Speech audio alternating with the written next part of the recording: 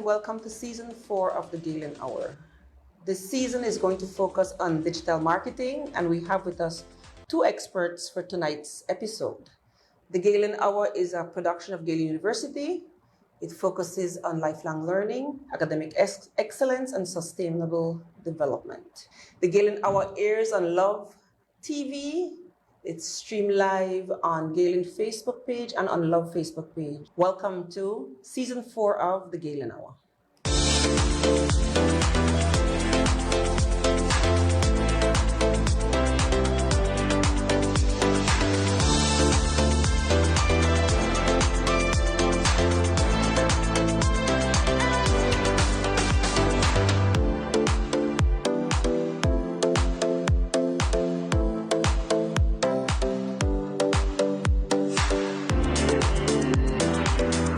So we have with us tonight, and let me introduce our experts.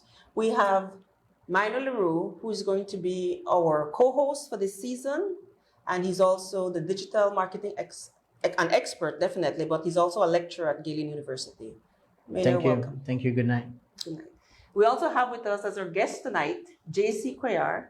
JC is the digital communications manager at Tropic Air, but he's an expert at digital marketing. He's been doing this for over 20 years. JC, welcome to the Galen Hour. Good night, and thanks for having me.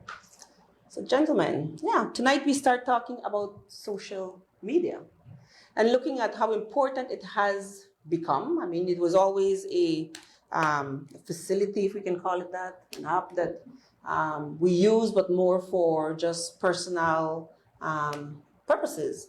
And I believe COVID has really pushed it into the forefront, where we realize that to do business in this era, and I like to think post-COVID, but you can correct me, gentlemen, it is absolutely something we cannot ignore. And so we must become more educated about how to best use the tools that we have in the business and digital world. So, Maynor. Yeah, you're right. I think COVID has certainly come to accelerate this digital transformation. It's pushed many of us who weren't as engaging or embracing of technology, and has literally forced us to take that leap of faith for many and embrace technology, specifically social media. A lot of the businesses in Belize have actually transformed heavily and become a lot more agile in their working environment in this day and age. So you're right. I think COVID has definitely pushed us all to move a step in technology. For some, unfortunate, because they're not, as I call them, technically challenged, perhaps. And so it has become a deterrent for them to perhaps even do some of the work they were used to doing. And I know JC has vast experience in that. I think he has seen, like myself, over the years. I'm not going to give away how long ago I know JC, but I think we both have seen, the evolution and the transformation in Belize, and both, I think, also in previous roles have also worked at an international level. So I think that gives us a better understanding of what and how it rolled out in Belize. I mean, one of the biggest things right now is e-commerce and e-payments, which we're currently under that transformation, and we're developing that currently. But I want to hear more specifically from JC. I think with anything that you do technology, there's many challenges. So what are your takes with social media?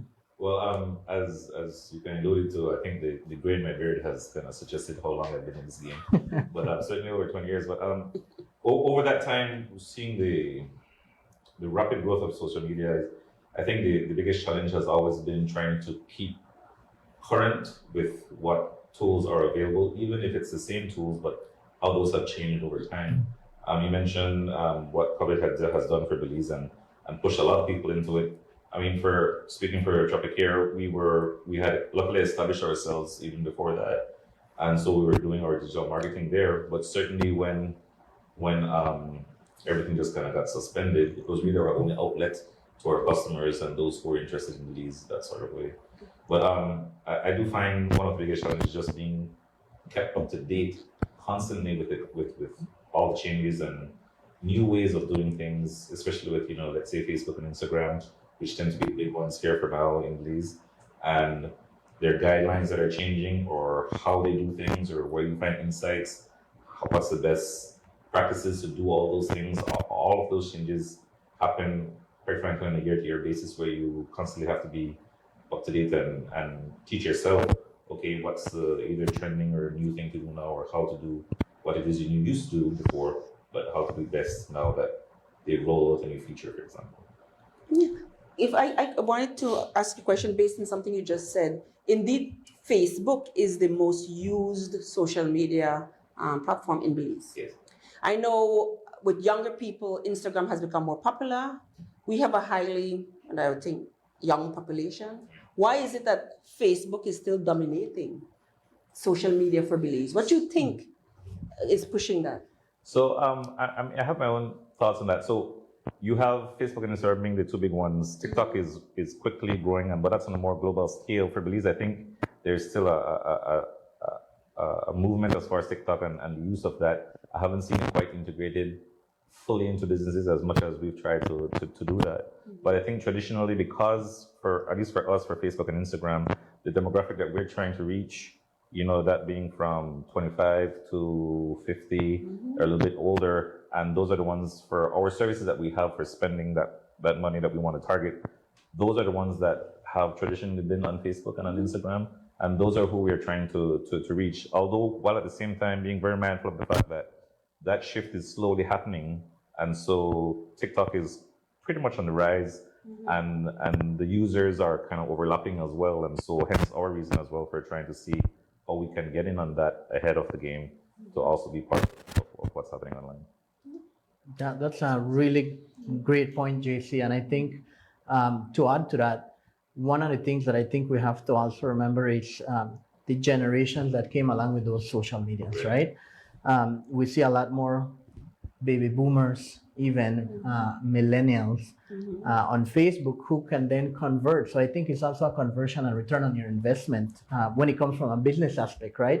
I would rather invest a substantial budget on Facebook versus Instagram, where I might get branding and a brand awareness, but not so much conversions, right? Because at the end of the day, who, at least in your case with Tropic Air, who pays or purchase tickets are probably those on Facebook.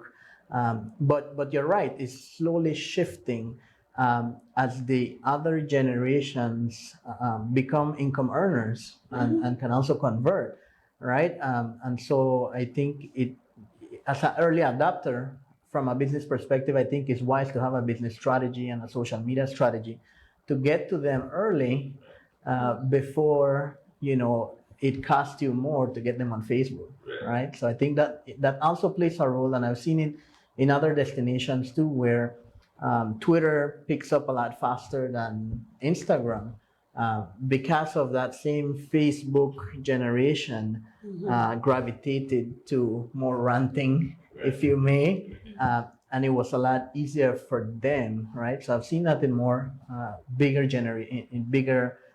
communities. While for Belize, you're right, it is mainly focused on Facebook, and I think the last time I looked at the statistics for Belize, we're at 135,000 Facebook users. Mind you, 30% of those were fake profiles, right?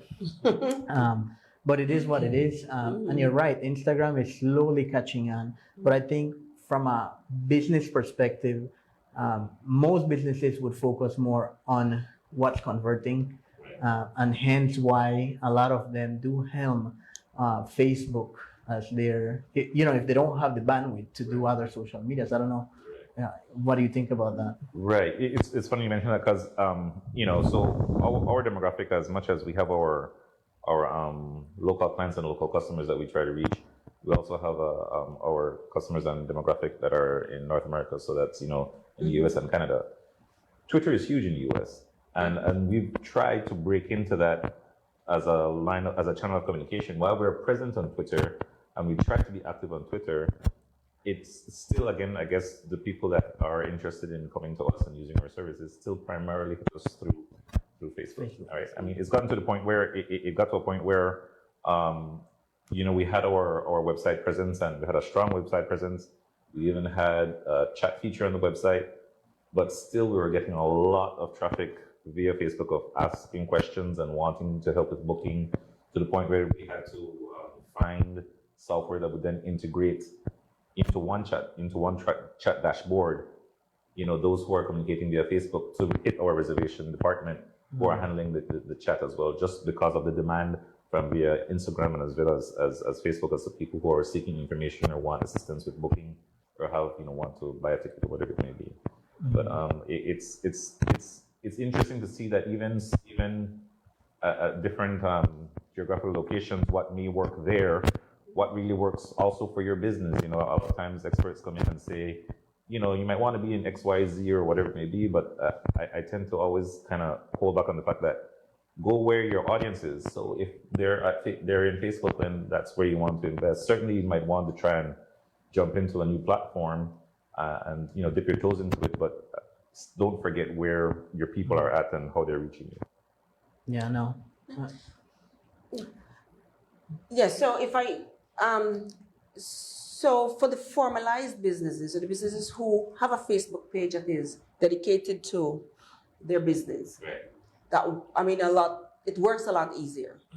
We're talking to entrepreneurs who probably are listening and would need a little bit of advice on how do I make my Facebook page or my social media, how do I make social media work for me?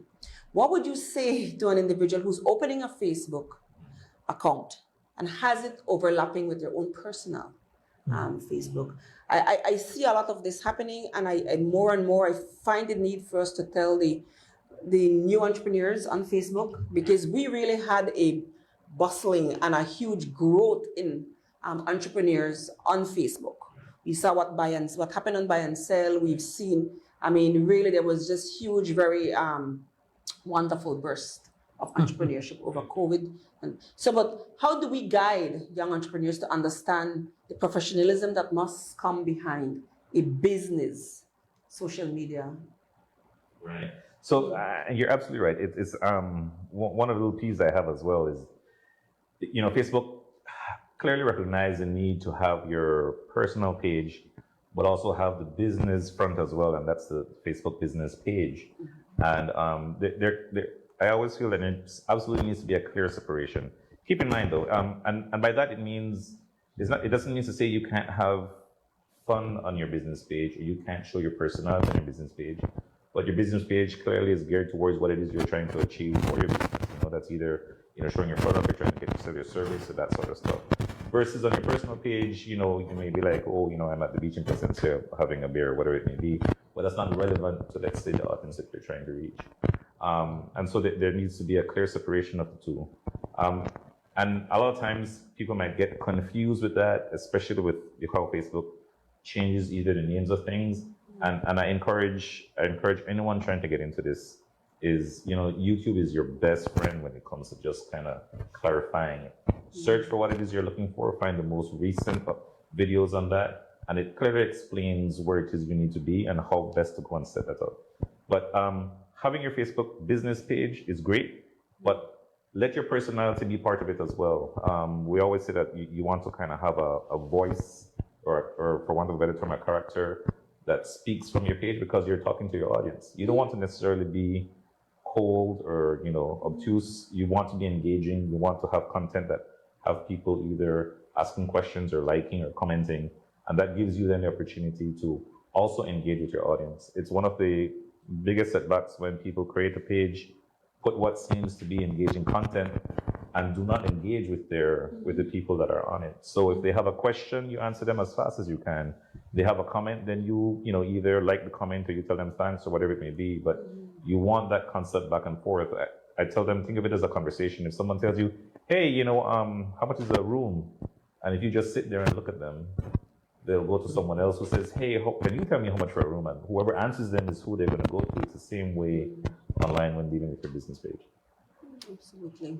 No, I think I totally agree what you said, JC, and just creating that brand persona for your business, um, completely different from your personal Facebook, and I think that is very difficult at times for many entrepreneurs because handling your personal Facebook and your professional business Facebook, and I mean, just think about how many times perhaps these same small entrepreneurs get blasted on Facebook because they're not providing a professional service. They're running it, and I've seen it several times. A lot of them say, "Hey, this is our side hustle." It doesn't matter if it's your side hustle. You need to be doing it professionally and provide the service to the client needs.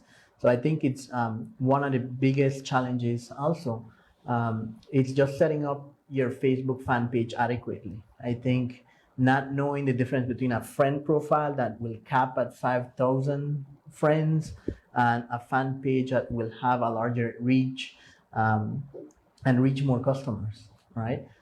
So obviously, I think that's one of the biggest challenges that we see, with a lot of entrepreneurs, with a lot of small businesses, right? It's not, and even just that, it's not just the two options that Facebook gives you. There are also, you can create a community on there to help facilitate or complement what it is that your page is doing, your business page is doing. So Facebook offers quite a number of tools that you can do to either complement your business page or to further enhance what your business page is to reach your audience or to engage with them. Yes, I see we have stories and there are reels, and those can absolutely be used in real time to ensure that you're getting the information you're out, and it's what a real stage, right? But a story stays for what, 3 days? A Store is 24 hours. 24 hours, yeah. So those can be utilized. And I think one thing you mentioned, JC, that I just remembered is depending on the type of fan page that you open, Facebook actually unleashes different tools and features.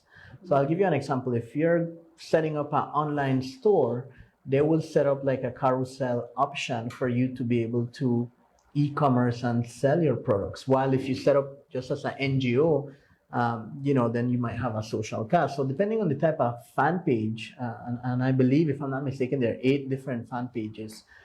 You could be a public figure. That would be for like a politician. You could be like a marketplace or an e-store for selling products, kind of like what Belize On is. There's one for hotels where you could actually plug in different PMS systems into it. You could just do a regular fan page, and they guide you through the process because they want you to set up in the best way possible. And obviously, just like any other social media, they want you to use all the features they have available for you. Could you probably speak a little about boosting and how important that is and how useful it is to a business when we boost on Facebook, and how to make sure you're catching the right audience and using your money efficiently and effectively? So this one's a little tricky because so you are able to, I mean, clearly once you've set up your page and you've gotten a number of followers and you've entered, you enter in your billing information, all that is required before you can even just, start boosting a particular post. Well, a lot of times is, people always ask, what do I boost, or do I just boost something that I want to do? And I tell them, I says, well, it's neat because Facebook helps you with insights as far as the first thing you might want to know is, let's say, for example, the type of posts that have been performing well for you if you have a history of posts. So you can look at it and see, what people tend to like when I post XYZ versus this, or they prefer I post up a video about this versus whatever that may be. And I always encourage people that says, if you do a post and that post starts to get engagement, the boost really is just kind of that nudge for it to then kind of pick up speed and get more reach for your audience. And that's when I would say, you might want to do that. I understand sometimes that there might be something that you need to advertise, and that's fine. But Facebook really is set up to get the most bang for your buck, where you can put, let's say, for example, $10 for 10 days, which is $1 a day, and get the amount of reach and engagement that you need for either what that post was, be it about advertising your service or product or what information you want to get out there. You pick your audience based upon the type of people that you are either interested in or the people that are already on your page. Again, Facebook gives you the insight to let you know the types of people that are on your page, female, male, what age they are, where they're from. And if you're trying to get into a certain market, like for us, for example, when we were interested in Central America or seeing what the trouble was like for South America, we see that, okay, we're getting interests from, let's say, for example, Brazil. So, we'll do a Facebook post, we'll have it in Portuguese, and we'll target particularly there because those are the people who want to know that Belize can be a jump point to get to Cancun, Mexico, which is also a service that we offer. And so it's all that insight to help you know, okay, where can I boost my post and who can I boost it to, and more or less for how long, so I can maximize what it is I'm paying for. So, there are a lot of other factors that may be involved in just the kind of boost, but I wouldn't suggest someone to just go all willy-nilly about it. Be smart about the money that you're spending, because it can get away from you sometimes. And if you're smart about it, you can really achieve a lot with a small spend. All right. No, thank you. Thank you for that, JC. I think a couple of the points that I would add to that would be have a goal in mind. Just like any other offline advertisement, whenever you go and invest in a radio ad or a TV ad, make sure you have your goal extremely clear. Because if you don't have the visibility of what you want to achieve, it's kind of like what the saying goes: if you don't know where you're going, any bus takes you there, right? And so that would be my first thing. Also, Meta Facebook has, kind of like a training resource if it's your first time doing it. And currently I'm working with 30 different entrepreneurs countrywide, and this topic came up very frequently, where they wanted to boost, but you won't guess what their biggest hurdle was or their biggest challenge. Credit card. Yeah. Credit card. And they said, but why are they giving me these $10 for free? I said, that's just a way to hook you, right? You get the free $10, but you got to put in a credit card. And so unfortunately, I think that's one of the biggest challenges for many entrepreneurs, one. And then not having a clear objective, right? Because once you have an objective, whether it's branding, whether it's conversions, whether it's calls, whether it's likes or follows on your page, Facebook can guide you through that. Even if you don't know your segmentation or your audience, there's actually a button that says, you know what, I'll let Facebook take the wheel. And I'll go with them. And, I have $10 a day, like what JC mentioned. And that's a more leaner way, if you may. And one of the key metrics that I do recommend keep a very close eye on is the CPC, right? And in Belize, if you're running a really good campaign, it shouldn't be anything more than 0.03, right? I mean, you could run 0.003 per 0.001 cents per conversion. And the reason for that is Belize has a very low cost of acquisition in comparison to like the US, right, JC? I mean, in the US, they're not going to run anything less than like $1.25, depending on the market. So it is very inexpensive, but like what JC mentioned, it can quickly, if you don't know how to set your campaign adequately, you're gonna be getting results, but you're also gonna be getting a big bill, and you're gonna be surprised. Yeah, I've seen from boosting for the university where they would increase my limit after a certain a month or two after they see me doing more. And so I guess it's obvious that Facebook is tracking your activity on your page, and they're there for business. So they're going to try and encourage you to do more, buy more, use your money more on to promote on Facebook. But it is a tool that we cannot deny is very effective.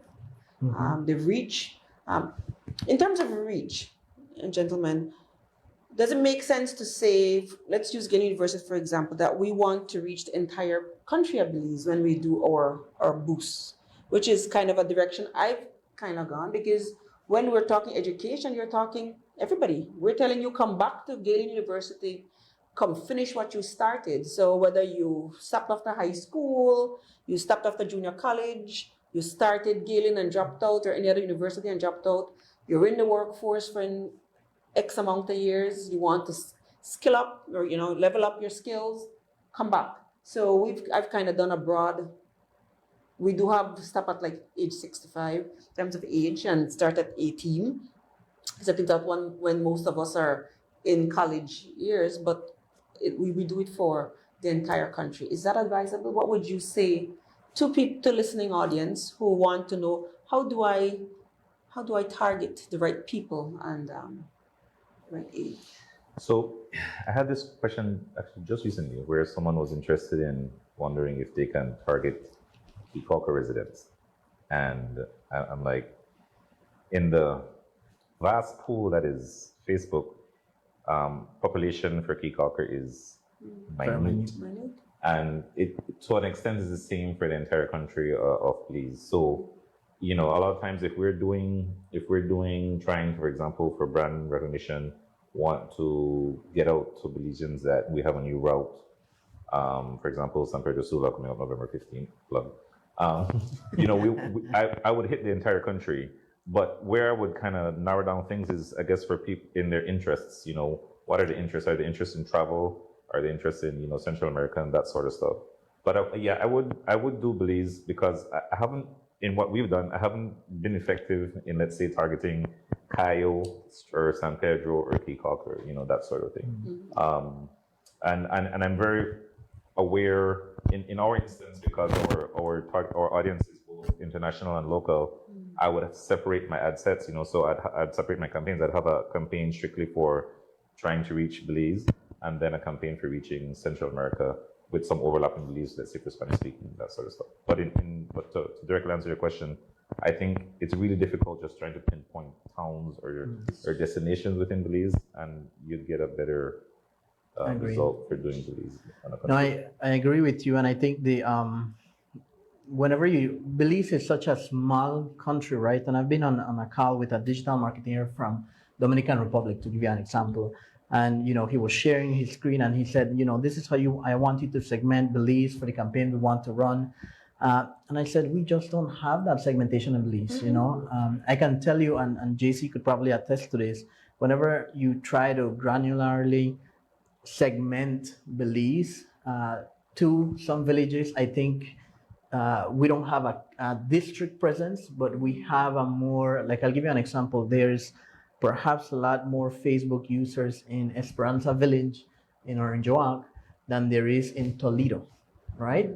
And it could be, again, because of their internet access that they have there versus the access to internet perhaps in some of the villages in PG or in Toledo. So that has a direct correlation with how you can segment because of the number of users they are. But you will not be able to find a Sokots, right? In the Cayo district. You might be able to find Belmopan, and I've seen actually 2 Belmopans when you try to segment for some reason or the other, right? But when it comes to running or boosting a campaign in Belize, I think you can easily just target the entire country, and it will not be too expensive. More focal in terms of the question you asked, I think a lot of entrepreneurs or businesses would benefit more from what's called a lookalike audience, right? So take your records offline of what age group people are dropping off or starting university with you, and from which districts, and then you'll be able to run something very similar to that on Facebook. And Facebook actually helps you to even upload, if you have a database of audience, right? Like if you have previous students, that you can actually target them back if they're on Facebook with that specific email address. So a lot of times people comment, I feel like Facebook is hearing what I'm saying, right? But it's not. They're just running extremely hyper-targeted campaigns that are getting to that right audience, right? So I think that's very important. So Facebook doesn't really hear what we're thinking? Aren't there some settings on Facebook or your phone that you can turn off or turn on so they don't pick up keywords? I was actually Googling this because somebody had asked this, like, how I was talking about fishnet or fishing pole. And suddenly, I don't fish, but I was talking with somebody, and next thing on my Facebook, I get all these ads popping up, So we know that we're being listened to. Listened to. Right. So there's just so much to talk about when we talk digital marketing and social media. We have not really touched all that we can talk about, but we want to take our first break, and we'll be right back with the Galen Hour. Stay tuned.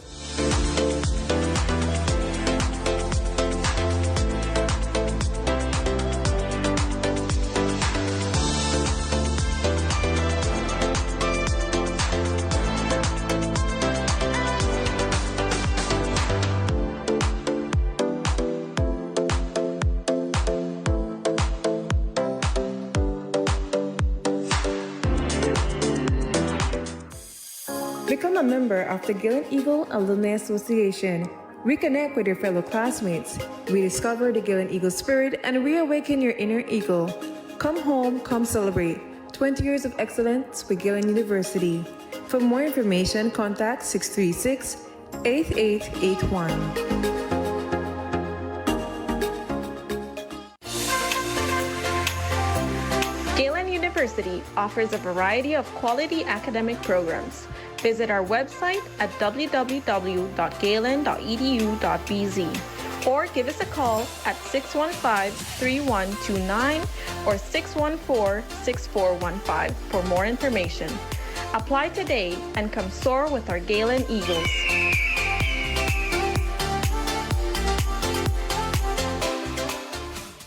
It's never too late to accomplish your dreams. Apply today. Come soar with the Galen Eagles.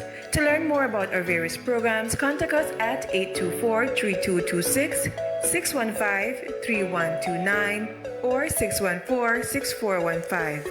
Visit our website at www.galen.edu.bz or email us at admissions@galen.edu.bz.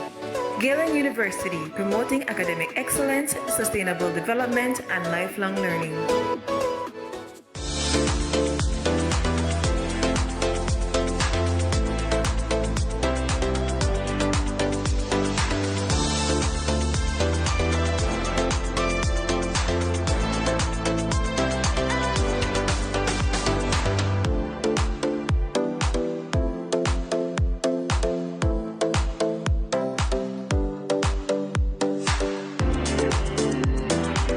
Welcome back to the Galen Hour. Thank you for tuning in tonight. This is Season 4, Episode 1. And joining us tonight is JC Cuellar and Maynor Larrieu. And we're talking digital marketing. Such an absolutely important topic. There's so much to cover. And we want to start off this segment talking about Google Ads and how that fits into the whole social media advertising and how useful it is for us. JC, you wanted to? Sure. So for us at Tropic Air, it's definitely a tool that we use. We very hardly ever do campaigns that don't include a Google Ads campaign. Right off the bat, I'll just say that there's a major price difference between Facebook ads and Google ads. And one way to look at it is Facebook, it tends, you would need to be on Facebook more or less to see the ads that are running on Facebook. Google is everywhere. It's your search engine, it's YouTube, it's on sites that have ads showing on them. So they have a much wider reach than Facebook would have. And so with that comes, of course, the cost of coming into it. But certainly we do a lot of campaigns on Google. You can really narrow down who it is you want to target on that, the amount of information that can be gathered from that to further segment your ads to really get a bang for your buck. It's really effective on Google Ads. We've had nothing but success. I mean, in the beginning, we were trying to figure it out and, that's what best to tweak. And it's pretty much been successful since then whenever we run our campaigns on Google Ads. Is it easy for a person who's just learning to use Facebook and social media to utilize these tools? So Google Ads I think it's a little bit more technical, but it's not to say it can't be done. And again, I go right back to the beginning when I said it's YouTube. A lot of this a lot of this is, people think, what school did I go to? I tell them I graduated from University YouTube constantly because, Google provides information as to how it is to go about doing their ads and how setting it up. And YouTube, there are people on YouTube that also provide that for you and step by step as to how to best go about doing it and the best advice and best practices to do. And then afterwards, that's really then once you're comfortable with, okay, this is where that is, then you can get comfortable in saying how best to set up your ads for your, for your needs and what your goals are. But and the new thing, and for some people, I guess it depends on the spend. But I remember I freaked out once. We had 2 campaigns, and then all of a sudden my phone rings, and I answered. And it's this person that stated itself ad representative from Google. They're like, "Hey, I noticed you were doing an ad spend. Do you want to know how you can, optimize your ad and what's that?" So they want you to spend, and they want you to get the best out of your ad spend. And so to have that kind of resource as well is pretty awesome. But like I said, we've had success with Google Ads. Perfect. I think one of the major difference between running Google Ads and Facebook Ads is if you're running a Google Ads, you kind of have to have a web page, right? While I think a lot of the micro or media entrepreneurs or small businesses gravitate to Facebook as it's a lot easier to pop open a fan page and start running ads and drive traffic and start taking orders. Not to say a web page is not needed, but like what you mentioned, it does take a more advanced entrepreneur to realize, one, I need a web page, a more solid web presence, and then 2, to run Google Ads like you mentioned, even though it can be, you can easily get it done, perhaps not the best way possible. Because like what you mentioned, they're on email ads, they're on search ads, they're on apps, they're on YouTube like bumper ads or in-stream ads.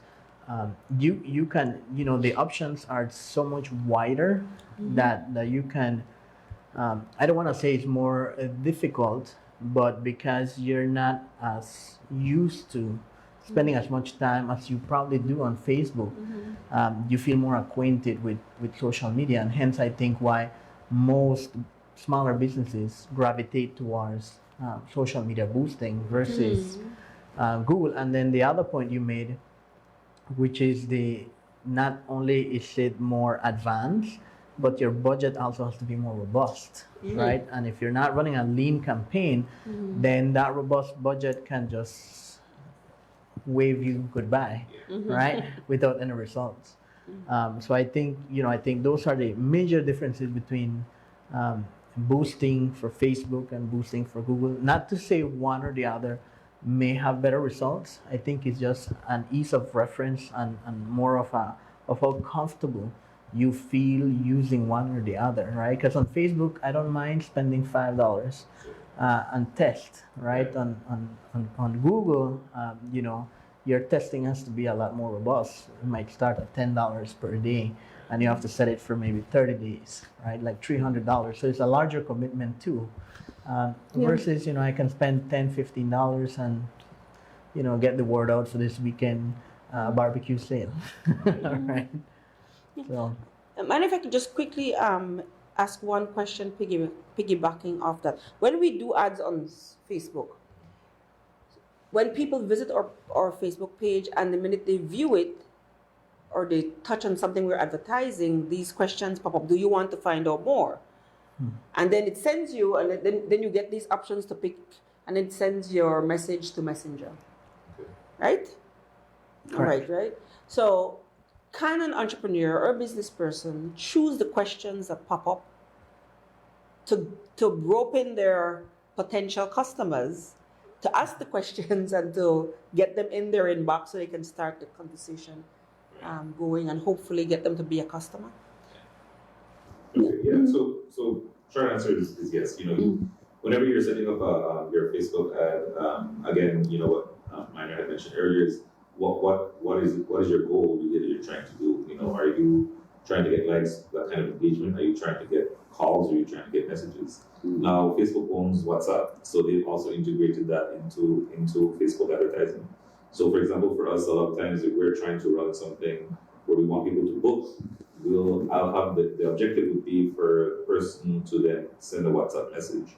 And you can certainly customize a WhatsApp message. You can customize the messenger message, which you can within Facebook, to certainly start the conversation going as to what it is that they want. So in short order, yeah, you can absolutely, tweak what it is that you want, and based upon what your objective is, and Facebook kind of holds your hand through that step by step as to how to achieve that. Yeah. So it really makes sense to learn more about the tools we have at our fingertips. Absolutely. I mean, because it makes it easier for you to achieve what it is you want to achieve. Because Facebook wants you to be successful. Because the moment you realize that I'm getting success from an ad that I ran, then you feel more comfortable running another ad. And certainly they want you to spend money in getting ads, but at the same time, you want to achieve your goals by the ads that you're running. So if you're getting the messages to then convert to a sale, or a service, or you're getting information like their email addresses and where they're from, and that's what you want, then by all means, use the tools that Facebook provides. No, I think, thank you for that, JC. And actually, I had the opportunity of interviewing a social media strategy who gave us a couple of tips on Instagram, TikTok, and a couple other tips. So if we could run the video now, so our viewers can see it. Hello, digital marketers. I hope you guys are doing well. Thanks for tuning in once again for this next episode.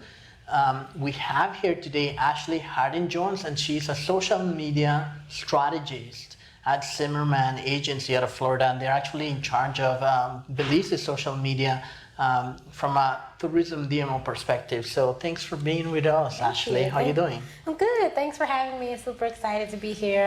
This is my second time being in Belize, so I'm extremely happy to be here, be able to tour a little bit some more. I'm going to relax this weekend, so it's great to be back. Perfect. So let me get right into it. I know you've been to Belize, and we try to, you're a social media strategist, for Zimmerman Agency. But I wanted to ask you, and we have a lot of young entrepreneurs who might be dwelling in social media and trying to run their business.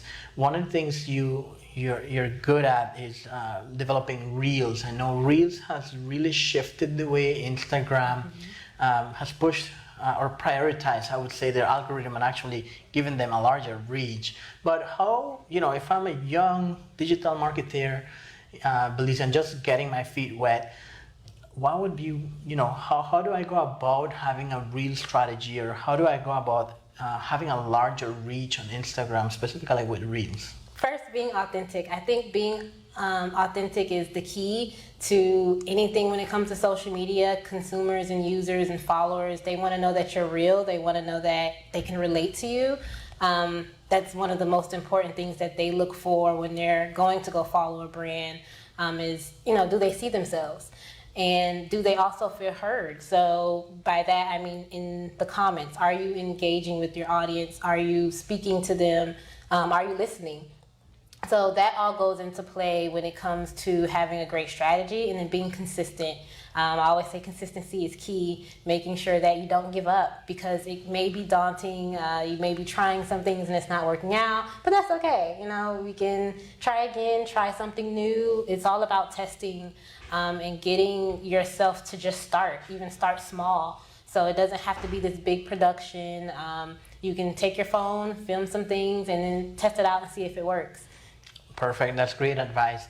And I know TikTok has been slowly, and I think it's kind of like pushing Instagram to push themselves forward to video too. But let's talk about TikTok a little bit. And I know it's an upcoming social media. For a lot of brands, I think they're not perhaps seeing the conversion and perhaps seeing brand awareness. But a lot of digital marketers, especially in Belize, may not know how this can convert in the long run. From a corporate or small business perspective, what would your recommendations be to having a TikTok account? Because I may be wrong, but I haven't seen much businesses. It's almost seemed like TikTok is more of a lifestyle type of social media. We do see influencers on there, doing silent seller kind of moves. But I have a small business. How do I go about getting started on TikTok?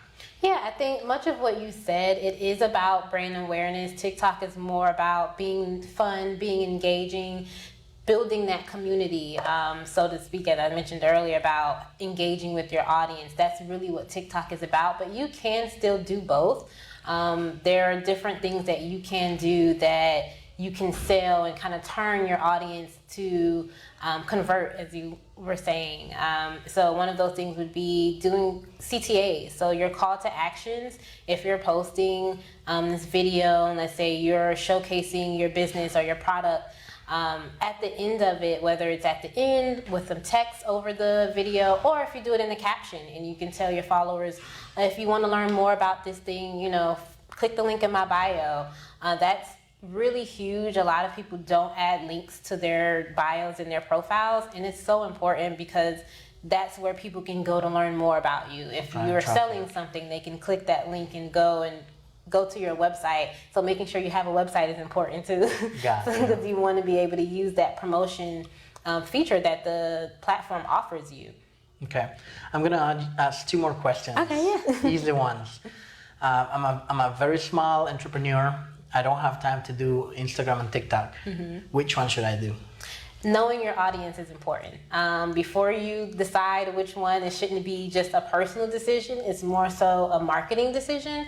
And so that requires you to know where your audience is. So who are you marketing to? Who are you targeting? Is your audience even on TikTok? Are they in that age range? And that's something that you can Google and look up to see, okay, how many, what age group is using TikTok? Is it 25 to 34? If that's where your audience is, and that's where you should go. If they're in the younger audience, 6 or 18 to 25, that's who mostly use TikTok. So if your audience falls in that category, then you should be on TikTok. So it just depends on your target audience, but that's the first thing for you to look at. So let's just say I had a nightclub. I perhaps want to push that on TikTok. I have a wine store. I might want to push that on Instagram, more or less. But that's great advice. Thanks a lot, Ashley. I hope you enjoy your visit. And thanks for giving us those quick tips. Yeah, absolutely. Thanks for having me. It's great. Thank you. So fantastic tips from Ashley. I think a lot of the entrepreneurs watching the show could take key takeaways. I think definitely something we spoke about earlier in the show was to follow your audience, right? Not just make decisions based on your gut feeling, right? I think you have to have the data behind it, right? So again, if most of your followers, data shows that you're getting more conversions from social media number 1 versus social media number 2, and you only have time to do one, I think it's very important to follow the data, right? What do you think, JC? That was what actually resonated with me when I saw the clip as well. It was like, that's exactly what it is. You don't really have to do all. But you can really do well on the one that you concentrate on, and once your research and your data backs that up, then you're in the right spot. Yeah. Fantastic. This reinforces for us that we must have a strategy. So we approach our digital marketing knowing what we want to get out of it and strategizing to get those goals, right, and to achieve those goals. All right. So would you like to have any last words on? Definitely. I think one of my biggest points from this Galen Hour tonight has been to have clarity, right? To have clarity with what it is you want to achieve on social media, and to separate your personal social media and operate as a business professionally online within the social media realm is very important. So I think if I could leave the viewers with one tip, it would be, make sure that you are very professional on social media, and you take that with you all the way. Thank you.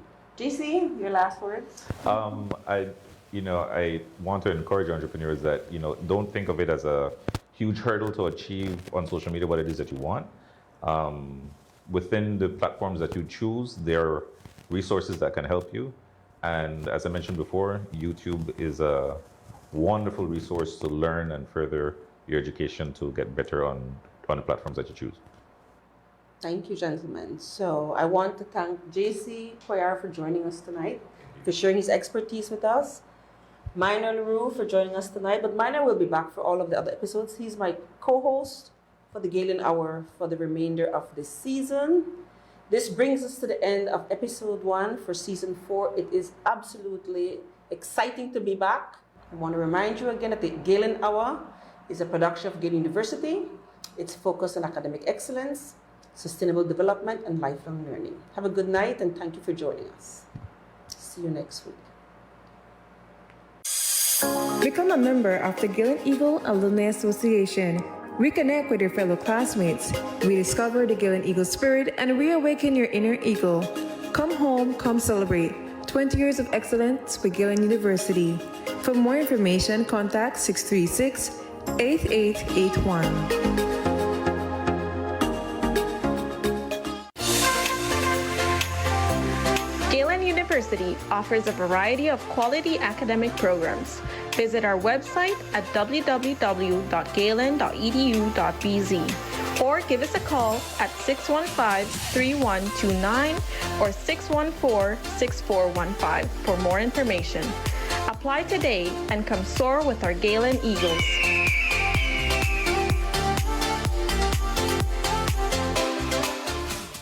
It's never too late to accomplish your dreams. Apply today. Come soar with the Galen Eagles. To learn more about our various programs, contact us at 824-3226, 615-3129, or 614-6415. Visit our website at www.galen.edu.bz or email us at admissions@galen.edu.bz. Galen University, promoting academic excellence, sustainable development, and lifelong learning.